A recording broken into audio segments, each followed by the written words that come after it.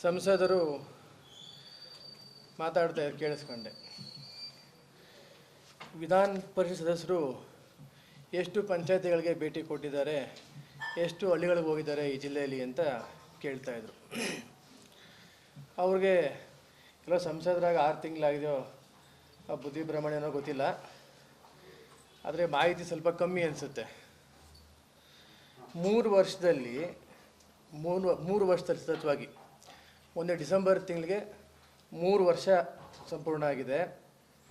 3 ವರ್ಷದಲ್ಲಿ ಮೊದಲನೇ ವರ್ಷದಲ್ಲಿ 2022-23ನೇ ಸಾಲಿನ ನನಗೇನು ವಾರ್ಷಿಕ ಅನುದಾನ ಬರುತ್ತೆ 2 ಕೋಟಿ ರೂಪಾಯಿ. ಅದರಲ್ಲಿ ಹಾಸನ ತಾಲೂಕಿಗೆ ವಿಶೇಷವಾಗಿ 18 ಲಕ್ಷ, ಚನ್ನರಾಯಪಟ್ಟಣ ತಾಲೂಕಿಗೆ ಹಾಸನ ತಾಲೂಕಿಗೆ 48 ಲಕ್ಷ, 18 ದೇವಸ್ಥಾನಗಳಿಗೆ. ಹೊಳೆನರಸೀಪುರ ತಾಲೂಕಿಗೆ ಬರೀ 10 ಲಕ್ಷ ಎಡೆ ದೇವಸ್ಥಾನಕ್ಕೆ. ಚನ್ನರಾಯಪಟ್ಟಣ ತಾಲೂಕಿಗೆ 23 ಲಕ್ಷ, ಸಕಲೇಶಪುರಕ್ಕೆ 21, ಬೇಲೂರಿಗೆ 41 ಲಕ್ಷ, ಅರಸೀಕೆರೆಗೆ 6, ಅರಕಲಗೂಡು ತಾಲೂಕಿಗೆ 50 ಲಕ್ಷ. ಕ್ರಮೇಣ 2ನೇ ವರ್ಷ 2023-24ನೇ ಸಾಲಿನ ನನ್ನ ವಾರ್ಷಿಕ ಅನುದಾನದಲ್ಲಿ ಹಾಸನ ತಾಲೂಕಿಗೆ ಸುಮಾರು 10 ಲಕ್ಷ ರೂಪಾಯಿ, ಹೊಳೆನರಸೀಪುರ ತಾಲೂಕಿಗೆ ಸುಮಾರು 20 ಲಕ್ಷ, ಚನ್ನರಾಯಪಟ್ಟಣ ತಾಲೂಕಿಗೆ 36 ಲಕ್ಷ, ಸಕಲೇಶಪುರ ವಿಧಾನಸಭಾ ಕ್ಷೇತ್ರಕ್ಕೆ 20 ಲಕ್ಷದ 20,500, ಬೇಲೂರು ವಿಧಾನಸಭಾ ಕ್ಷೇತ್ರಕ್ಕೆ 14 ಲಕ್ಷ 50,000, ಅರಸೀಕೆರೆಗೆ 22 ಲಕ್ಷ, ಅರಕಲಗೂಡು ತಾಲೂಕಿಗೆ ಸುಮಾರು 67 ಲಕ್ಷ ರೂಪಾಯಿ ಅನುದಾನ ಕೊಟ್ಟಿದ್ದೀವಿ. ಇನ್ನು 2024-25ನೇ ನನ್ನ ವಾರ್ಷಿಕ ಅನುದಾನದಲ್ಲಿ ಹಾಸನ ತಾಲೂಕಿಗೆ ಸುಮಾರು ಒಂದು 10 ಲಕ್ಷ ಕೊಟ್ಟಿದ್ದೀವಿ. ಇನ್ನೂ ಸುಮಾರು ಬಾಕಿ ಇದೆ. ಈ ವರ್ಷದ ಇನ್ನೂ ಸಾಕಷ್ಟು ಅನುದಾನ ಬಾಕಿ ಇದೆ. ಇನ್ನು ಚನ್ನರಾಯಪಟ್ಟಣ ತಾಲೂಕಿಗೆ 27 ಲಕ್ಷ ಆಗಿದೆ, ಬೇಲೂರಿಗೆ 7, ಸಕಲೇಶಪುರ ತಾಲೂಕಿಗೆ 31 ಲಕ್ಷ, ಅರಕಲಗೂಡು ತಾಲೂಕಿಗೆ ಮತ್ತೆ 54 ಲಕ್ಷ, ಅರಸೀಕೆರೆಗೆ ಸುಮಾರು 20 ಲಕ್ಷ ಅನುದಾನ ಕೊಟ್ಟಿದ್ದೀವಿ.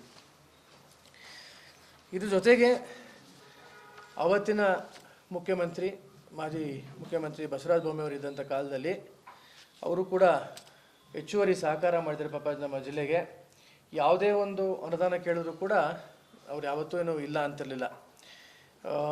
RDPR ಆಗ್ಬೋದು, ಅಥವಾ ಇರಿಗೇಷನ್ಲಾಗ್ಬೋದು, PWD ಆಗ್ಬೋದು, ಸಾಕಷ್ಟು ಹೆಡಿಂಗ್ಗಳಲ್ಲಿ ಸಾಕಷ್ಟು ಇಲಾಖೆಗಳಲ್ಲಿ ಅನುದಾನನ ಪಾಪ ಸಹಕಾರ ಮಾಡಿದ್ದಾರೆ ನಮ್ಮ ಒಂದು ಜಿಲ್ಲೆಗೆ. ನಿಜ ಹೇಳಬೇಕು ಅಂದರೆ ಇವತ್ತು 5 ಕೋಟಿ ರೂಪಾಯಿ RDPR ಏನಿವತ್ತು ಜಿಲ್ಲಾ ಪಂಚಾಯತಿ, ತಾಲೂಕು ಪಂಚಾಯತಿ ಇಲಾಖೆಯಿಂದ ಇವತ್ತು 5 ಕೋಟಿ ರೂಪಾಯಿ, ಅದರಲ್ಲಿ ಬೇಲೂರಿಗೆ 55 ಲಕ್ಷ ರೂಪಾಯಿ ಅನುದಾನ ಕೊಟ್ಟಿದ್ದೀವಿ. ಅರಕಲಗೂಡು ತಾಲೂಕಿಗೆ 55 ಲಕ್ಷ, ಅರಸೀಕೆರೆಗೆ 90 ಲಕ್ಷ, ಸಕಲೇಶಪುರ ತಾಲೂಕಿಗೆ 1,55 ಲಕ್ಷ, ಇನ್ನು ಚನ್ನರಾಯಪಟ್ಟಣ ವಿಧಾನಸಭಾ ಕ್ಷೇತ್ರಕ್ಕೆ 75 ಲಕ್ಷ, ಹಾಸನ ವಿಧಾನಸಭಾ ಕ್ಷೇತ್ರಕ್ಕೆ 75 ಲಕ್ಷ ರೂಪಾಯಿ ಕೊಟ್ಟಿದ್ದೀವಿ. ಮುಂದುವರೆದಲ್ಲಿ ಇರಿಗೇಷನ್ ಇಲಾಖೆಯಿಂದ ಅರಸೀಕೆರೆಗೆ 1 ಕೋಟಿ 10 ಕೋಟಿ ರೂಪಾಯಿ, ಟೋಟಲ್ 10 ಕೋಟಿ ರೂಪಾಯಿ ಇದೆ. ಅರಸೀಕೆರೆಗೆ 1 ಕೋಟಿ, ಅರಕಲಗೂಡು 1 ಕೋಟಿ, ಸಕಲೇಶಪುರಕ್ಕೆ 1,75 ಲಕ್ಷ, ಹಾಸನ ತಾಲೂಕಿಗೆ 1 ಕೋಟಿ, ಬೇಲೂರಿಗೆ 75 ಲಕ್ಷ, ಇನ್ನು ಚನ್ನರಾಯಪಟ್ಟಣಕ್ಕೆ 1 ಕೋಟಿ 20 ಲಕ್ಷ, ಇನ್ನು ಕೇರ್ಪೇಟೆ ತಾಲೂಕು ಕೂಡ 1,80 ಲಕ್ಷ ನಮ್ಮ ಒಂದು ಇರಿಗೇಷನ್ ಅನುದಾನದಲ್ಲಿ ಸಹಕಾರ ಮಾಡಿದ್ದೀವಿ. ಇನ್ನು ಮಲೆನಾಡು ಅಭಿವೃದ್ಧಿ ಡೆವಲಪ್ಮೆಂಟ್ ಬೋರ್ಡಿಂದ ವಾರ್ಷಿಕವಾಗಿ ಒಂದಷ್ಟು ಅನುದಾನ ಬರುತ್ತೆ. 2022-23ನೇ ವರ್ಷದಲ್ಲಿ 1 ಕೋಟಿ ರೂಪಾಯಿ ಬಂದಿತ್ತು.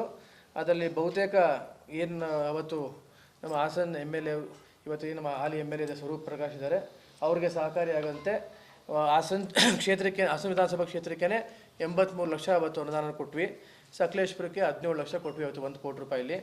ಇನ್ನು 2023ನೇ ವರ್ಷದ್ದು ಹಾಸನ ತಾಲೂಕಿಗೆ 15, ಸಕಲೇಶಪುರ 15, ಇನ್ನು ಬೇಲೂರು ತಾಲೂಕು ಕೂಡ 5 ಲಕ್ಷ ಕೊಟ್ಟಿದ್ದೀವಿ. ಇನ್ನು 2024ನೇ ವರ್ಷದಲ್ಲಿ ಅರಕಲಗೂಡು ತಾಲೂಕಿಗೆ 15 ಲಕ್ಷ, ಸಕಲೇಶಪುರ ತಾಲೂಕಿಗೆ ಈ ಪ್ರೆಸೆಂಟ್ ಏನು ಮಲೆನಾಡು ಅಭಿವೃದ್ಧಿ ಡೆವಲಪ್ಮೆಂಟ್ ಬೋರ್ಡಿಂದ ಬಂದಿದೆ, ಸಕಲೇಶಪುರ ತಾಲೂಕಿಗೆ 20 ಲಕ್ಷ ಕೊಟ್ಟಿದ್ದೀವಿ. PWD ಇಲಾಖೆಯಿಂದ ಮತ್ತೆ ಇಲ್ಲೂ ಕೂಡ 10 ಕೋಟಿ ಅವತ್ತಿನ ಏನು BJP ಸರ್ಕಾರ ಇತ್ತು ಅದನ್ನು ತರೋಂಥ ಕೆಲಸ ಮಾಡಿದ್ವಿ ಜಿಲ್ಲೆಗೆ. ಬೇಲೂರಿಗೆ 1 ಕೋಟಿ, ಸಕಲೇಶಪುರ ವಿಧಾನಸಭಾ ಕ್ಷೇತ್ರಕ್ಕೆ 3 ಕೋಟಿ, ಅರಕಲಗೂಡು ವಿಧಾನಸಭಾ ಕ್ಷೇತ್ರಕ್ಕೆ 2 ಕೋಟಿ, ಅರಸೀಕೆರೆಗೆ 2 ಕೋಟಿ, ಇನ್ನು ಹಾಸನ ವಿಧಾನಸಭಾ ಕ್ಷೇತ್ರಕ್ಕೆ 2 ಕೋಟಿ. ಇದ್ರ ಜೊತೆಗೆ ಬಯಲುಸೀಮೆ ಅಭಿವೃದ್ಧಿ ಡೆವಲಪ್ಮೆಂಟ್ ಬೋರ್ಡಿಂದನೂ ಕೂಡ ಏನು ವಾರ್ಷಿಕವಾಗಿ ಅನುದಾನ ಬರುತ್ತೆ ಆ ಬಹುತೇಕ ಅನುದಾನನ ಇವತ್ತು ಅರಸೀಕೆರೆಗೆ ಅನುಕೂಲ ಆಗೋ ರೀತಿಯಲ್ಲಿ ಇವತ್ತು ಮಾಡಿದ್ದೀವಿ. ಇಲ್ಲಿ ನಾನು ಏನು ಹೇಳೋಕ್ಕೆ ಇಷ್ಟಪಡ್ತಾ ಇದ್ದೀನಿ ಅಂದರೆ, ನಾವು ಯಾವತ್ತೂ ಕೂಡ ಪ್ರತಿಯೊಂದು ಲೆಟರ್ಸಲ್ಲಿದೆ, ಪ್ರತಿಯೊಂದು ನನ್ನ ಲೆಟರ್ ಹೆಡಿಂಗಲ್ಲೇ ಇದೆ. ಯಾವತ್ತೂ ಕೂಡ ನಾವು ಒಳಾಯಸ್ಪುರ ವಿಧಾನಸಭಾ ಕ್ಷೇತ್ರಕ್ಕೆ ಅನುದಾನ ಹಾಕೊಳ್ಳೋದಾಗಲಿ ಅಥವಾ ಯಾವುದೋ ಒಂದು ಕ್ಷೇತ್ರಕ್ಕೆ ಸೀಮಿತವಾಗಿ, ಈಗ ಏನು ಈ ಬಹಿರಂಗವಾಗಿ ಚರ್ಚೆ ಮಾಡಬೇಕು ಅಂತ ಸಂಸದರು ವಿಷಯ ಹೇಳ್ತಾಯಿದ್ರು, ಯಾವುದೇ ರೀತಿಯಾದಂಥ ಒಳಾಯಸ್ಪುರಕ್ಕೆ ಮಾತ್ರ ಪಕ್ಷಪಾತ ಮಾಡೋದಾಗಲಿ ಅದನ್ನು ಮಾಡಿಲ್ಲ. ಒಂದು. ಎರಡನೇದು, ಇವತ್ತು ಇಡೀ ಜಿಲ್ಲೆಯ ಅಭಿವೃದ್ಧಿಗೆ ಇವತ್ತು ಕಾಂಪ್ರಿಹೆನ್ಸಿವ್ ಆಗಿ ಇಡೀ ಜಿಲ್ಲೆಗೆ ಇವತ್ತು ಸಹಕಾರ ಆಗೋ ರೀತಿಯಲ್ಲಿ ಇವತ್ತು ಅನುದಾನಗಳನ್ನ ಕೊಟ್ಟಿದ್ದೀವಿ. ನಾವು ಈ ಒಂದು ಲೆಕ್ಕಾಚಾರ ಮಾಡಿದ್ರೆ ಇಷ್ಟು ಅನುದಾನ ಕೊಟ್ಟಿರೋದು ಸುಮಾರು ಇವತ್ತು ಒಂದು 50 ಕೋಟಿ ದಾಟುತ್ತದೆ. 50 ಕೋಟಿ ಅದು ನಾನು 3 ವರ್ಷದಲ್ಲಿ ವಿಧಾನ ಪರಿಷತ್ ಸದಸ್ಯರಾದಮೇಲೆ ಈ 50 ಕೋಟಿ ಸುಮಾರು ಒಂದು 1000ಕ್ಕೂ ಹೆಚ್ಚು ಹಳ್ಳಿಗಳಿಗೆ ಇವತ್ತು ಅನುದಾನ ಕೊಟ್ಟಿರ್ಬೋದು. ಏನೋ ಮೊನ್ನೆ ಹೇಳ್ತಾ ಇದ್ರು ಎಷ್ಟು ಪಂಚಾಯತಿಗಳಿಗೆ ಭೇಟಿ ಕೊಟ್ಟಿದ್ದಾರೆ ಅಂತ. ಇವತ್ತು 1000ಕ್ಕೂ ಹೆಚ್ಚು ಹಳ್ಳಿಗಳಿಗೆ ಇವತ್ತು ಭೇಟಿ ಕೊಟ್ಟು ಗುದ್ಲಿ ಪೂಜೆ ಮಾಡಿ ಅಲ್ಲಿ ರಸ್ತೆ ಕಾಮಗಾರಿ ಆಗಿರ್ಬೋದು ಅಥವಾ ದೇವಸ್ಥಾನ ಜೀರ್ಣೋದ್ಧಾರ ಆಗಿರ್ಬೋದು ಅಥವಾ ಅನೇಕ ಕಟ್ಟಡಗಳಿಗೆ ಇವತ್ತು ದುರಸ್ತಿ ಆಗ್ಬೋದು, ಸಾಕಷ್ಟು ಅಭಿವೃದ್ಧಿ ಕೆಲಸಗಳಿಗೆ ಸಾರ್ವಜನಿಕವಾಗಿ ಏನು ಅವಶ್ಯಕತೆ ಇದೆ ಆ ಕೆಲಸಗಳಿಗೆ ಇವತ್ತು ಸಹಕಾರ ಮಾಡಿದ್ದೀವಿ. ನಾನು ಕೇಳೋದು ಇಷ್ಟೇ, ಇವತ್ತು ನಿಮ್ಮ ಕೊಡುಗೆ ಏನಿದೆ? ನೀವು ಕೂಡ ಜಿಲ್ಲಾ ಪಂಚಾಯತಿ ಮೆಂಬರ್ ಆಗಿದ್ರಿ. ಒಂದು ಹೋಬ್ಳಿಗೇ 10 ರೂಪಾಯಿ ಕೆಲಸ ಮಾಡಿಲ್ಲ, ಒಂದು ಹೋಬ್ಳಿಗೇ 10 ರೂಪಾಯಿ ಕೆಲಸ ಮಾಡಿಲ್ಲ, ಒಂದು ಬೆಟ್ಟು ಮಾಡಿ ತೋರಿಸೋ ಅಂಥ ಒಂದು ಯಾವುದೇ ರೀತಿಯಾದಂಥ ಅಭಿವೃದ್ಧಿ ನಡೆದಿಲ್ಲ. ಇವತ್ತು ಆಯಿತು, ಏನೋ ಒಂದು ಅಚಾನಕ್ಕಾಗಿ ಇವತ್ತು ಪೆನ್ ಡ್ರೈವ್ನ ಹಂಚಿ ಇವತ್ತು ಸಂಸದರಾಗಿದ್ದೀರ ಇವತ್ತು. ಹೌದು, ಇವತ್ತು ನಾನು ನಿಮ್ಗೆ ಕೇಳೋಕ್ಕೆ ಇಷ್ಟಪಡ್ತೀನಿ, ಹಿಂದೇನೂ ಕೂಡ ನೀವು ಜಿಲ್ಲಾ ಪಂಚಾಯತ್ ಸದಸ್ಯರಾಗಿದ್ದಾಗ ನಿಮ್ಮದೇ ಸರ್ಕಾರ ಇತ್ತು, ಈಗಲೂ ಕೂಡ ನಿಮ್ಮದೇ ಸರ್ಕಾರ ಇದೆ. ಜಿಲ್ಲೆಗೆ ಏನು ಅಭಿವೃದ್ಧಿ ಮಾಡ್ತೀರಾ, ಜಿಲ್ಲೆಗೆ ಏನು ಮಾಡ್ತೀರಾ ಅದನ್ನು ನಿರೂಪಣೆ ಮಾಡಿ. ಒಂದು. ಎರಡನೇದು, ಇವತ್ತು ನಮ್ಮ ರೈತರಿಗೆ ನಾವು ನೋಡ್ತಾ ಇದ್ದೀವಿ, ನಮ್ಮ ಇಡೀ ಜಿಲ್ಲೆಯಲ್ಲಿ ಯಾವ್ಯಾವ ರೀತಿ ಕಷ್ಟ ಆಗ್ತಿದೆ, ಯಾವ ರೀತಿ ತೊಂದರೆಗಳಾಗ್ತಿದೆ ನಾವು ದಿನನಿತ್ಯ ನೋಡ್ತಾ ಇದ್ದೀವಿ. ಮೊದಲನೇದಾಗಿ ಇವತ್ತು ಕಬ್ಬು ಬೆಳೆಗಾರರಿಗೆ, ಇವತ್ತು ಕಬ್ಬಿಗೆ ಏನು ಕಬ್ಬು ಬೆಳೆಗಾರರಿದ್ದಾರೆ ನಮ್ಮ ರೈತರು, ಕಡ್ಗುಲಿನ ಇವತ್ತು 1600 1700 ದಿನ ಬಡ್ಕೊತಾ ಇದ್ದಾರೆ. ನಾವು ಯಾರು ಕೂಲಿ ಕೊಡೋದು, ಇಲ್ಲಿ ಕಬ್ಬನ್ನು ಮಾರಿ ಸಕ್ಕರೆ ಮಾರಿ ನಾವು ಯಾವ ಒಂದು ಅಲ್ಲಿಗೆ ಮನ್ನಾ ಆಗ್ತಿದೆ, 1 ರೂಪಾಯಿ ದುಡ್ಡು ನಮ್ಮ ಕೈಗೆ ಸಿಗ್ತಾ ಇಲ್ಲ. ಇದ್ರ ಜೊತೆಗೆ ಈ ರೇಷ್ಮೆ ಬೆಳೆಗಾರರು ಒಂದು ರೇಷ್ಮೆ ಮನೆ ಕಟ್ಟೋಕ್ಕೂ ಸಬ್ಸಿಡಿ ಬರ್ತಾಯಿಲ್ಲ ಸರ್ಕಾರದಿಂದ, ಯಾವುದೇ ಒಂದು ಅನುಕೂಲ ರೈತರಿಗೆ ಆಗ್ತಾಯಿಲ್ಲ ಇವತ್ತು. ಆಮೇಲೆ ಮುಖ್ಯವಾಗಿ ದೊಡ್ಡದಾಗಿ ಮನವಿ ಕೊಡೋದಲ್ಲ, ನಾವು ಏನೋ ನಾನು ಹೊಸದಾಗಿ ಸಂಸದ ಆಗಿದ್ದೀನಿ ಅಂದ್ಬಿಟ್ಟು ಮನವಿ ಕೊಡೋದು ದೊಡ್ಡ ವಿಷಯ ಅಲ್ಲ. ನೋಡಿದೆ ಮೊನ್ನೆ ಮಾಧ್ಯಮಗಳಲ್ಲೆಲ್ಲ ಈ ಆನೆ ದಾಳಿ ವಿಷಯವಾಗಿ ಏನು ನಮ್ಮ ಕೊಡಗು ಜಿಲ್ಲೆಯಿಂದ ಸಕಲೇಶ್ಪುರ ಹಾಗೂ ಬೇಲೂರು ನಮ್ಮ ಹಾಸನ ಜಿಲ್ಲೆಗೆ ಸಾಕಷ್ಟು ಆನೆಗಳ ಒಂದು ಇನ್ಫ್ಲಕ್ಸ್ ಇದೆ, ಅದಕ್ಕೊಂದು ರೈಲ್ವೆ ಬ್ಯಾರಿಕೇಡಿಂಗ್ ಅತ್ಯವಶ್ಯಕತೆ ಇದೆ, ಅದಕ್ಕೆ ಮನವಿ ಕೊಟ್ಟು ಬಂದೀನಿ ಕೇಂದ್ರ ಮಟ್ಟದಲ್ಲಿ ಅಂತ ಅಂದರು. ಈಗ ರಾಜ್ಯ ಸರ್ಕಾರ ಅವ್ರದ್ದೇ ಇದೆಯಲ್ಲ, 1 ಕಿಲೋಮೀಟ್ರಿಗೆ 1 ಕೋಟಿಯಿಂದ 1.5 ಕೋಟಿ ರೂಪಾಯಿ ಬೇಕು. ಈಗ 1.5 ವರ್ಷ ಆಯಿತು ಸರ್ಕಾರ ಬಂದು, 1.25 ವರ್ಷ ಆಗಿ ಬಂತು. ಎಷ್ಟು ಕಿಲೋಮೀಟ್ರ್ ಮಾಡಿದ್ದಾರೆ ರೈಲ್ವೆ ಬ್ಯಾರಿಕೇಡಿಂಗ್ನ? ಆ ರೈಲ್ವೆ ಹಳಿಗಳನ್ನ ಎಷ್ಟು ಕಡೆ ಅಳವಡಿಸಿದ್ದಾರೆ, ಎಷ್ಟು ಕಿಲೋಮೀಟ್ರ್ ಮಾಡಿದ್ದಾರೆ? ಬೇಲೂರು ಸಕಲೇಶ್ಪುರ ಇವತ್ತು ಕೂಡ ರೈತರಿಗೆ ಬೆಳೆ ಹಾನಿ ಆಗ್ತಾ ಇದೆ, ರೈತರುಗಳಿಗೆ ಸಾವು ನೋವುಗಳಾಗ್ತಿದೆ ಇವತ್ತು ಆನೆ ದಾಳಿಯಿಂದ. ಎಷ್ಟು ಕಿಲೋಮೀಟ್ರನ್ನ ಮಾಡಿಸಿದ್ದಾರೆ? ಯಾಕೆ ಕೇಂದ್ರ ಮಟ್ಟಕ್ಕೆ ಯಾಕೆ ಹೋಗಬೇಕು? ಇಲ್ಲೇ ರಾಜ್ಯ ಸರ್ಕಾರ ಇವ್ರದ್ದೇ ಇದೆಯಲ್ಲ, ಇವರೇ ಅದಕ್ಕೆ ಅನುದಾನ ಕೊಟ್ಟು ಇವತ್ತೇನು 1 ಕೋಟಿಯಿಂದ 1.5 ಕೋಟಿ ರೂಪಾಯಿ ಬೇಕು ಇವತ್ತು 1 ಕಿಲೋಮೀಟ್ರು ಆ ರೈಲ್ವೆ ಹಳಿಗಳನ್ನ ಹಾಕಿ ರೈಲ್ವೆ ಬ್ಯಾರಿಕೇಡಿಂಗ್ ಮಾಡೋಕ್ಕೆ, ಇವಾಗ ಇನ್ಫ್ಲಕ್ಸ್ನ ತಪ್ಪಿಸೋಕ್ಕೆ ಬೇಕು. ಎಷ್ಟು ಕಡೆ ಎಷ್ಟು ಕಿಲೋಮೀಟ್ರ್ ಮಾಡಿದ್ದಾರೆ ಅದನ್ನು ಒಂದು ಬಹಿರಂಗಪಡಿಸ್ಕೊಳ್ಳಿ. ಆಮೇಲೆ ಮೊನ್ನೆ ಏನೋ ಹೇಳ್ತಾಯಿದ್ರು ಬಹಿರಂಗ ಸಭೆ ಮಾಡಬೇಕು ಅಂತ.